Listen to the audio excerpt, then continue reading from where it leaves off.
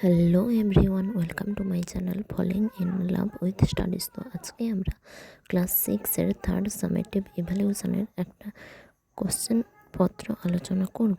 তো কোশ্চেনটা 2024 সালের 2025 সালে কোচিংয়ে নেওয়া হয়েছিল, তার জন্য 2025 সাল দেওয়া হয়েছে।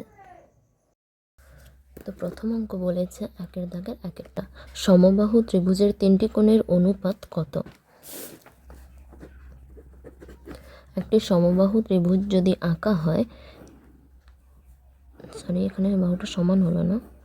সমবাহু ত্রিভুজের আমরা জানি যার তিনটি বাহু সমান, অর্থাৎ তিনটি কোণও সমান। সমবাহু ত্রিভুজের প্রতিটি কোণের মান হচ্ছে 60 ডিগ্রি করে। এটাও 60 ডিগ্রি, এটাও 60 ডিগ্রি, এটাও 60 ডিগ্রি। তাহলে তিনটি কোণের মান যদি একই হয় তাহলে অনুপাত কত হবে? যদি করা হয় 60:60:60:60, অর্থাৎ 60:60:60, তাহলে হয় 1:1:1, অর্থাৎ উত্তর হবে একের দাগের একে, বিয়েরটা 1:1:1। তারপর দেওয়া আছে 784 এর বর্গমূল কয় অঙ্কের সংখ্যা? উত্তর হবে 2। কিভাবে দেখাচ্ছে? 784 এর বর্গমূল কত? তাহলে তোমরা পূর্ণবর্গ সংখ্যা শিখেছ অবশ্যই, তো সেখান থেকে এই অঙ্কটা করতে হবে। প্রথমে যাবে 2 দিয়ে, 2 2 4, 3 3 9 হলে 7-এর চাইতে বড় হয়ে যাচ্ছে, তাহলে এখান থেকে আসছে 3 8 4। তো এখানে 2-এর ডবল হবে, অর্থাৎ 2-এর সাথে 2 গুণ করলে যত হয় এখানে তত হবে, অর্থাৎ এখানে হচ্ছে 4। এবার এখানে 4-এর পরে যেই সংখ্যাটা বসাবে এই পুরো সংখ্যাটাকে এই সংখ্যাটা দিয়ে গুণ করতে হবে, অর্থাৎ 4-এর পরে যদি আমি 8 বসাই তাহলে সংখ্যাটা হয় 48। তাহলে এই পুরো সংখ্যাটাকেই 8 দিয়ে গুণ করতে হবে। এটাকে 8 দিয়ে গুণ করলে হয় 384। তো এখানে যদি 8 বসাই তাহলে এখানে যদি 8 বসাই,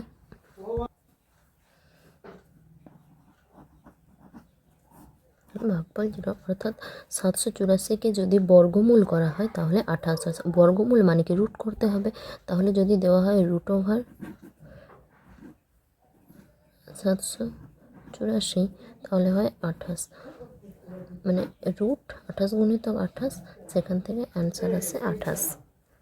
ঠিক আছে, তাহলে এটা 2 অঙ্কের সংখ্যা। 784 এর বর্গমূল 2 অঙ্কের সংখ্যা। পরবর্তী অঙ্ক 0.05 = কত %? তাহলে 3-এর দাগের অঙ্কটা করা যাক। 0.05, এখানে 0.05 যদি পয়েন্টটাকে তুলে দেওয়া হয় নিচে হয় দুটো শূন্য, একের পরে দুটো শূন্য, দুটো সংখ্যা 100, তাহলে 5/100, অর্থাৎ 5%। তাহলে উত্তর হয়ে যাবে 5%। তারপরে 4-এরটা আছে যে কত টাকার 1/3 অংশ 4 টাকা। কত টাকার? ধরি x টাকার 1/3 অংশ, x টাকার 1/3 অংশ = 4 টাকা। 1/3 অংশ = 4 টাকা। তাহলে এর আছে টাকা আর, মানে টাকা এর 1/3 অংশ, অর্থাৎ x এর মানে গুণ x × 1/3 = 4, বা x = এই 3টা এখানে গেলে গুণ, মানে এটা নিচে আছে ভাগ সম্পর্কে আছে, তাহলে এখানে গেলে গুণ হবে। 4 3 12 হয়, অর্থাৎ 4 × 3 = 12, অতএব x = 12, অর্থাৎ 12 টাকা এর 1/3 অংশ = 4 টাকা। উত্তর হচ্ছে তোমার 12। তারপরের অঙ্ক, তোমার বর্তমান বয়স x বছর, 10 বছর পরে তোমার বয়স কত হবে? তোমার বর্তমান বয়স যদি ধরো তোমার এখন বর্তমান বয়স 12 বছর, 10 বছর পরে তোমার বয়স কত হবে? +10, অর্থাৎ 22। অর্থাৎ এখানে যেহেতু x বছর দেওয়া আছে তো x + 10। তারপরে 6টা সমদ্বিবাহু ত্রিভুজের প্রতিসম রেখা কয়টি? একটা যদি সমদ্বিবাহু ত্রিভুজ আঁকা হয়, সমদ্বিবাহু ত্রিভুজ মানে কি? যে ত্রিভুজের দুটি বাহু সমান, তাহলে তার প্রতিসম রেখাটা এই বরাবর হবে, অর্থাৎ এই সজ্জে যদি একটা আয়না বসানো হয় তাহলে এই ছবিটা পূর্ণ হবে, অর্থাৎ এখানে উত্তর হবে 1টি। এরপরে আছে 2 মার্কের অঙ্ক। যে কোনো 7টি প্রশ্নের উত্তর দাও। 2 দাগের এক একটা। 1996 সালের 1 জানুয়ারি সোমবার ছিল। 1997 সালের 1 জানুয়ারি কী বার ছিল? তাহলে দেখব 1996 সালটি আগে লিপ ইয়ার কিনা। লিপ ইয়ার কিনা জানতে কী করতে হবে? 4 দ্বারা ভাগ করতে হবে। আচ্ছা, 2 দাগের একের অঙ্ক। 1996 সাল। 4 দ্বারা ভাগের নিয়ম কি? এই শেষের দুটো সংখ্যাকে যদি 4 দ্বারা ভাগ করা যায় তাহলে পুরো সংখ্যাটি 4 দ্বারা ভাগ করা যাবে। 96, তাহলে এটাকে 4 দ্বারা ভাগ করা যাবে, কারণ 4 দুগুণে 8, 4 4 16, 24 দ্বারা কাটছে 4 দিয়ে, তো এটা ভাগ করা যাচ্ছে, অর্থাৎ এটা লিপ ইয়ার বছর। যেহেতু এটা 4 দ্বারা ভাগ করা যাচ্ছে তাহলে এটা লিপ ইয়ার বছর। লিপ ইয়ার বছরে কত দিন হয়? 366 দিন। নর্মাল ইয়ারে হয় 365 দিন, লিপ ইয়ার হলে একদিন যুক্ত হয় 366 দিন। তো এই 366কে আমরা 7 দ্বারা ভাগ করব। 366 ভাগ 7, 7 5 35, 16, 7 দুগুণে 14, বাড়তি থাকছে 2 দিন। অর্থাৎ যদি 1996 সালের 1 জানুয়ারি সোমবার হয়, 1997 সালের 1 জানুয়ারি কী বার হবে? না সোমবার প্লাস আরও অতিরিক্ত 2 দিন। সোমবার প্লাস অতিরিক্ত 2 দিন, মানে এখানে যেহেতু ভাগফল 2 বেরিয়েছে তার জন্য এখানে 2 দিয়ে 2 যোগ হবে। তাহলে কত বার? সোমবার, মঙ্গলবার, বুধবার। উত্তর হবে বুধবার।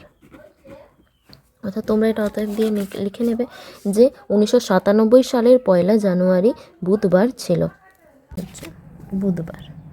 তারপরের অঙ্ক, এটা দেখে কেউ ভয় পাবে না, এটা খুবই সহজ অঙ্ক একটা, এটা করে দেখাচ্ছি। এটা দেখে অনেকেই ভয় পাও তোমরা। তো প্রথমে আমরা অঙ্কটা তুলে নিলাম, তারপরে 4√16, তাহলে 81। 81কে রুট করলে কত হয়? ইকুয়াল টু 9, 9 9 81, উত্তর হচ্ছে 9। তাহলে এখানে কত হবে? 9। এবার পরে কি হবে? না 1 প্লাস √4 প্লাস √16 প্লাস 9 কত হয়? 25। পরে √1 4 plus √25 equal to 5 × 5 equal to 5।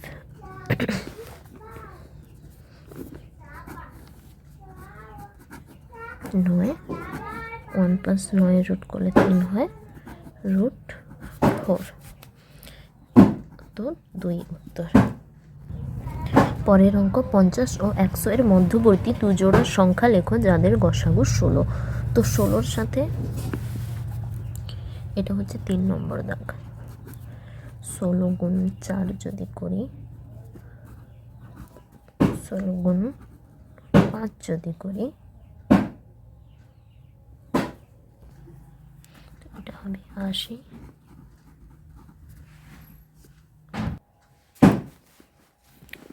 এটা হচ্ছে 96।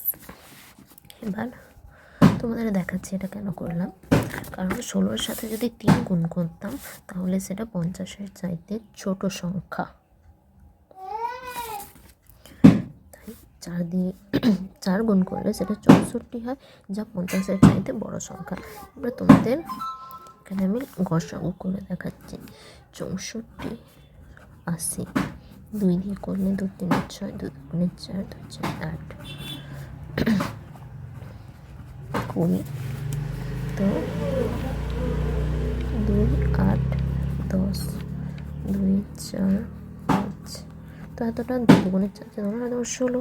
দেন গসাগু কত? গসাগু মানে এই দিকের গুলো গুণ করতে হয়, তো এর গসাগু 16। এবার তাহলে দুটো সংখ্যা কী পেলাম? 64 80, 1 নম্বর। 64 80, 2 নম্বর পাবো। এবার 80 আর 96টাকে করবো। উত্তর এই দুটো করে দেখাচ্ছে। 80, 96 যদি ছোটো সংখ্যা দিয়ে ভাঙি, 2 4 8 0, 2 4 8, 2 8 16, 2 দুগুণে 4, 2 দুগুণে 4, 2 4 8, এই 4, 2 5 2 6, 2 দুগুণে 4, 4 দুগুণে 8, 2 দুগুণে 16। এক্ষেত্রে গসাগু 16।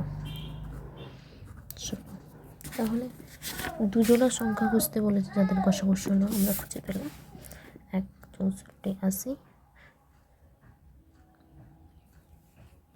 তাহলে 1 জোড়া 64, 80, 2 জোড়া 80, 96। তারপর বলেছে 4 দাগের অঙ্ক, 150 টাকা 150 টাকা থেকে 1/2 অংশ, সরি 150 টাকার 1/2 অংশ থেকে কত টাকা নিলে 30 টাকা পড়ে থাকবে। ধরি 1 টাকা নিলে 30 টাকা পড়ে থাকবে। 4 অঙ্ক, তো 1 টাকা নিলে যদি পড়ে থাকে তাহলে 150 টাকার 1/2 অংশ থেকে 1 টাকা নিলাম, তাহলে 30 টাকা পড়ে থাকে। তাহলে টাকার এর মানে কি গুণ 150 গুণ 1/2 মাইনাস এক্স 30, তাহলে বা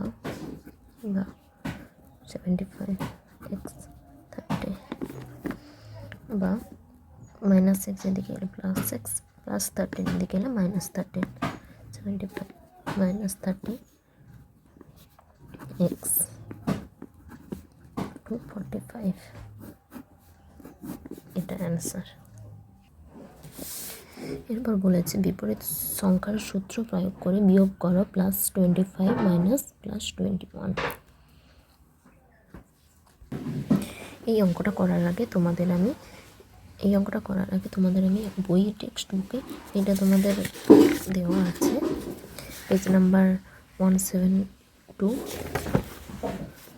তো দেওয়া আছে কোনো নিয়ন্ত্রিত সংখ্যা থেকে কোনো নিয়ন্ত্রিত সংখ্যা বিয়োগ করার ক্ষেত্রে ওই সংখ্যার সাথে দ্বিতীয় সংখ্যার বিপরীত সংখ্যা যোগ করা হয়, অর্থাৎ +25 মাইনাস +1 থেকে +25 প্লাস -21, কারণ প্রথম নিয়ন্ত্রিত সংখ্যার সাথে দ্বিতীয় নিয়ন্ত্রিত সংখ্যার বিপরীত, মানে +21 বিপরীত হবে -21, সেটা হবে বিয়োগ করার সময়। তার জন্য আমি যেটা করছি দেখো ভালো করে, তো এটা হচ্ছে 5 অঙ্ক, +25 মাইনাস +21, তো হবে +25 প্লাস -21, তো +4।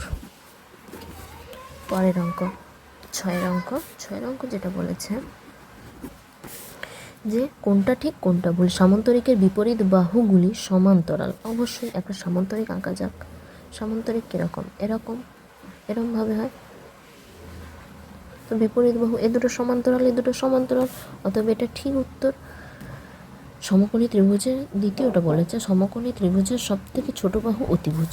এটা একদমই ভুল, কারণ সমকোণী ত্রিভুজের ক্ষেত্রে আমরা জানি সবথেকে বড় বাহুটা হচ্ছে অতিভুজ। এটা ভূমি, এটা লম্ব, এটা অতিভুজ সবথেকে বড়। তাহলে আমাদের প্রথম স্টেটমেন্টটা ঠিক, দ্বিতীয় স্টেটমেন্টটা ভুল। এর পরবর্তী অঙ্ক আমরা আনি যে চাঁদার সাহায্যে 67 ডিগ্রি কোণ আঁকো। তো এটা চাঁদার সাহায্যে সবাই আঁকতে পারবে, আমি করে দেখাচ্ছি না। তো এই অঙ্কটা 8এরটা খুবই ইম্পর্ট্যান্ট।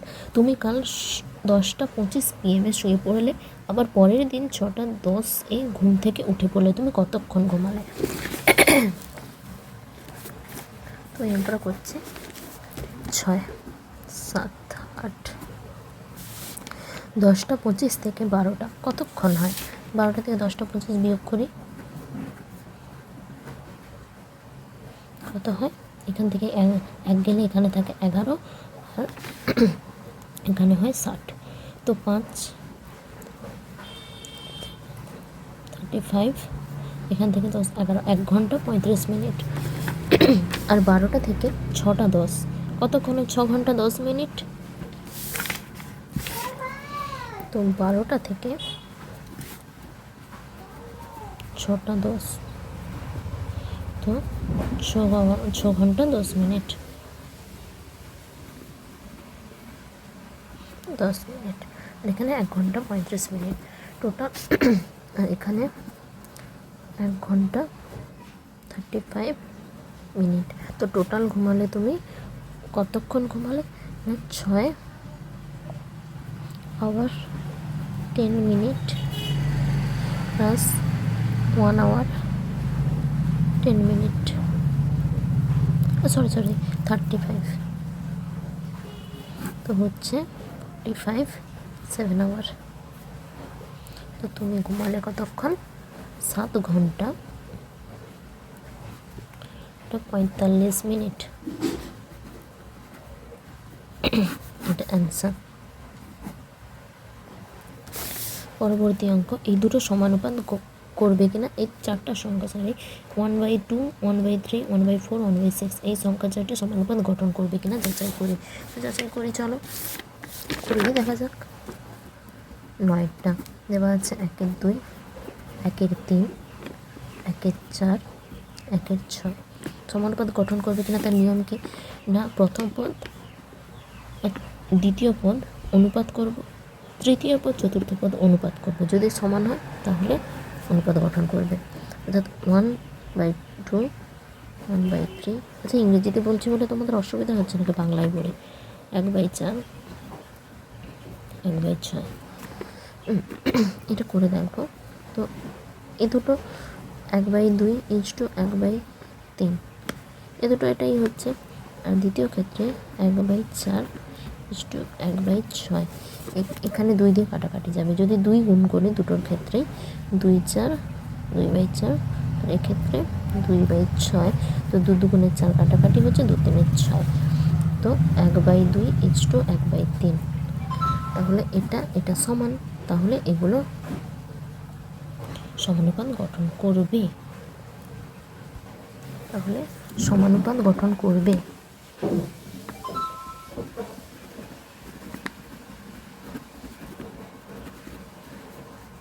আর একটা পদ্ধতি আছে, দেখাচ্ছি অন্য পদ্ধতি।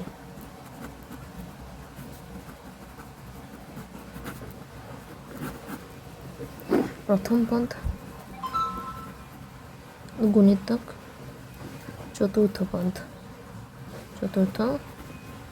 পদ ইকুয়াল টু যদি দ্বিতীয় পদ গুণ তৃতীয় পদ হয়, তাহলে এক্ষেত্রে প্রথম পদ চতুর্থ পদ গুণ করি, 1-এর 2 গুণিতক 1-এর 6 অর্থাৎ 12, 1-এর 12, দ্বিতীয় পদ তৃতীয় পদ গুণ করি, 1-এর 3 গুণিতক 1-এর 4, 1-এর 12, তাহলে সমানুপাত গঠন করবে, এই দুটো সমান, ঠিক আছে। তারপরে আসি 3-এর দাগের অঙ্ক। 3-এর দাগে একে কি বলেছে, 2 মিটার লম্বা বাঁশের 75 সেন্টিমিটার রং করা হলো, বাকি সাধারণ, তাহলে তাহলে 2 মিটার পরে পেয়েছে।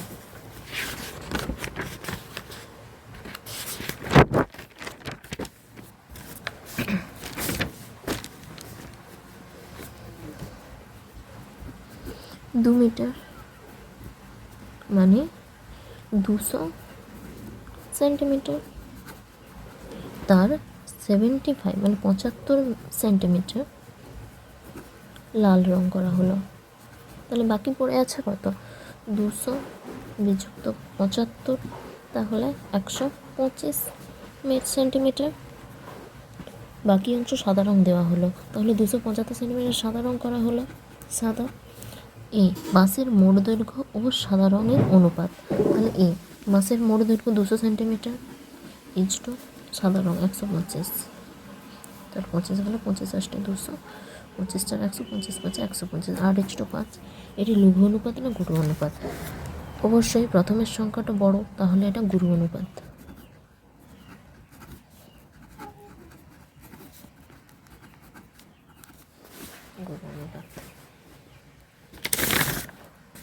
পরবর্তী অঙ্ক, আচ্ছা আরেকটা বাকি রয়ে গেছে, বি লাল রং ও সাদা এর দৈর্ঘ্যের অনুপাত, লাল সাদা। লাল হচ্ছে 75, সাদা হচ্ছে 125, বি লাল = সাদা, তাহলে লাল 75 = 125, 25 3 75, 25 5 125, 3:5 হয়ে গেল। পরবর্তী অঙ্ক, 8 বছর 7 মাস 21 দিন গুণিতক 9 সমান কত বছর কত মাস কত দিন? সহজ অঙ্ক। 2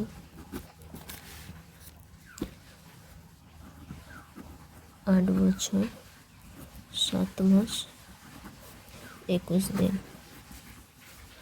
গুণ হচ্ছে 9, তাহলে 8 9 72, 72 বছর, 7 9 63, 63 মাস, 9 কে 9, 9 দুগুণে 18 দিন। এবার দেখো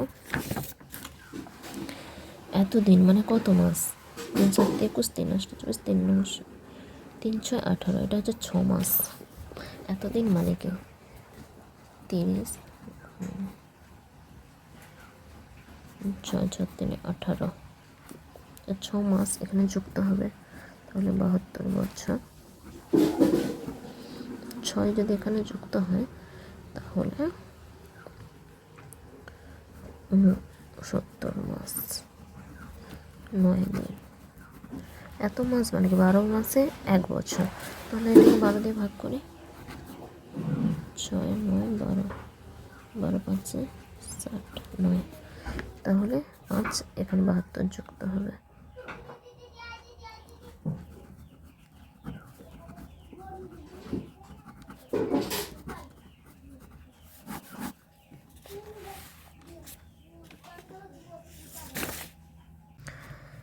তিনের দাগের 3 অঙ্ক। রমেশ পিচবোর্ডের একটি বাক্স তৈরি করলো, তাতে অনেকগুলি বর্গাকার খোপ আছে এবং খোপগুলিতে যতগুলি সারি আছে প্রতি সারিতে ততগুলি খোপ আছে। তার ভাই প্রতি খোপে একটি 5 টাকার মুদ্রা, একটি 2 টাকার মুদ্রা, একটি 1 টাকার মুদ্রা রেখেছে। তার ভাই যদি মোট 1152 টাকা রেখে থাকে তবে পিচবোর্ডের বাক্সে প্রতি সারিতে কতগুলি খোপ আছে।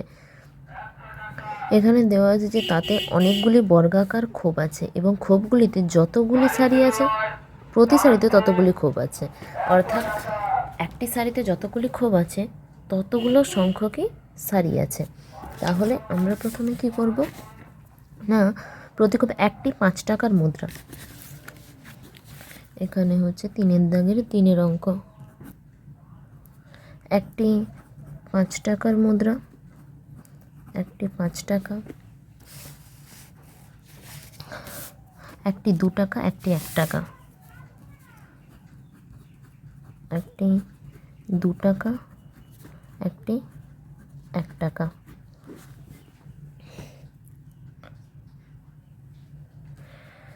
তাহলে একটি খোপে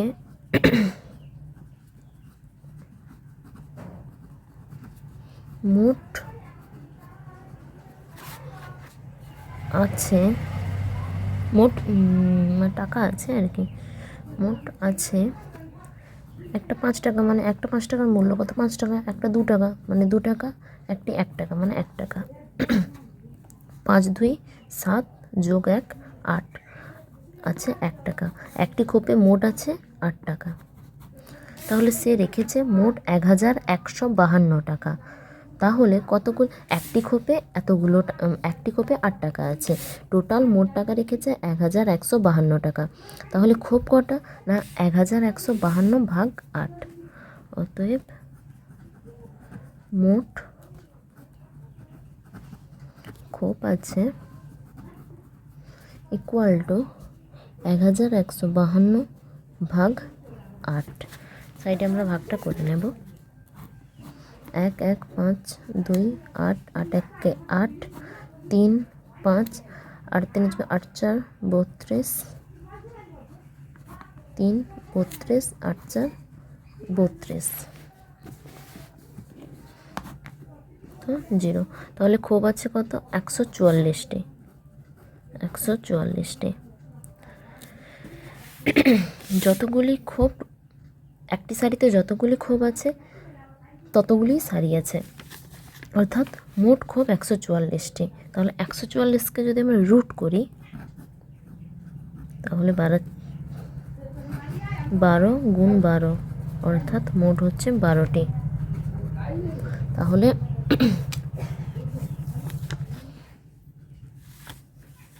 উত্তর চেয়েছে, তবে পিচবোর্ডের বাক্সের প্রতি সারিতে কতগুলি খোপ আছে, প্রতি সারিতে 12টি খোপ আছে। তাহলে উত্তর প্রতি সারিতে 12টি খোপ আছে।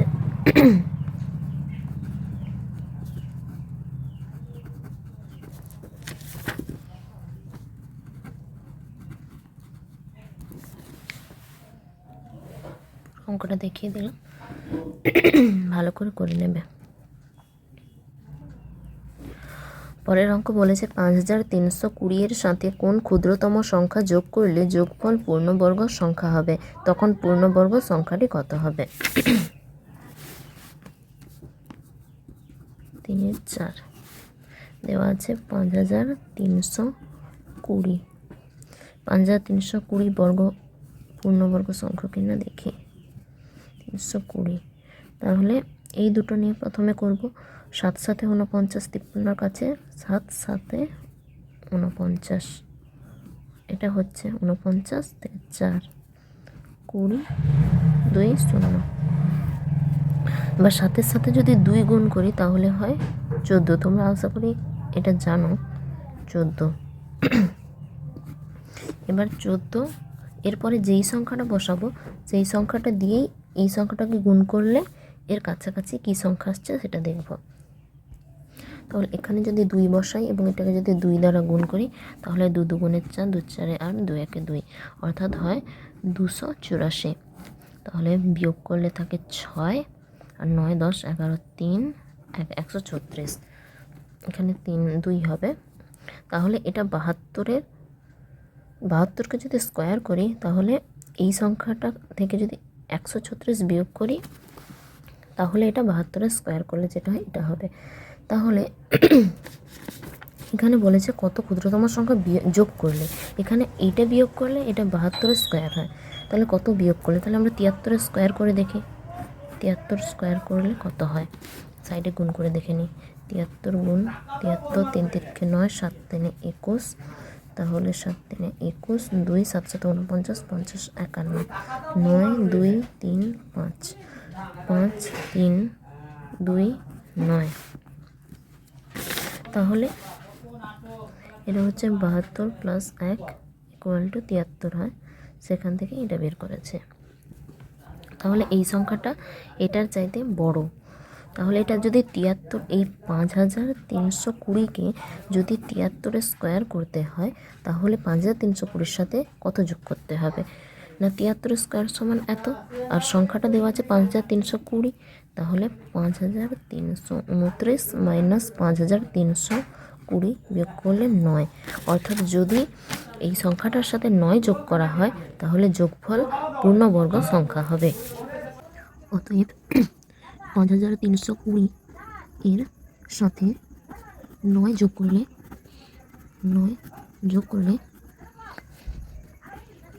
যোগফল পূর্ণবর্গ সংখ্যা হবে। তারপর চেয়েছি যে তখন পূর্ণবর্গ সংখ্যাটি কত হবে। অতএব তখন পূর্ণবর্গ সংখ্যাটি হবে 5329।